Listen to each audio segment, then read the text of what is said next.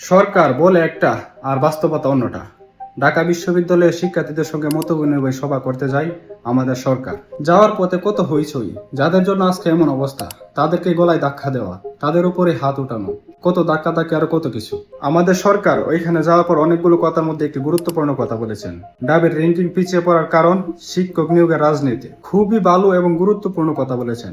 কিন্তু বর্তমানে ঢাকা বিশ্ববিদ্যালয়ের ভিসি অধ্যাপক ওবায়দুল ইসলাম, তিনি হচ্ছেন বিএনপির শিক্ষা বিষয়ক সম্পাদক। এবার ভাবুন, একদিকে বলতেছে শিক্ষা প্রতিষ্ঠানের র্যাঙ্কিং পিছিয়ে পড়ার কারণ শিক্ষক নিয়োগের রাজনীতি, আর এদিকে নিজেদের লোকদেরকে বসিয়ে রেখেছে শিক্ষা প্রতিষ্ঠানগুলোতে। এর ফলে কিছুদিন আগে শিক্ষার্থীরা প্রটেস্ট করেছে, যেখানে শিবিরের নেতাকর্মী মাথার গাম পায়ে ফেলে শিক্ষা বান্ধব কাজের জন্য বরাদ্দ নিয়ে আসে।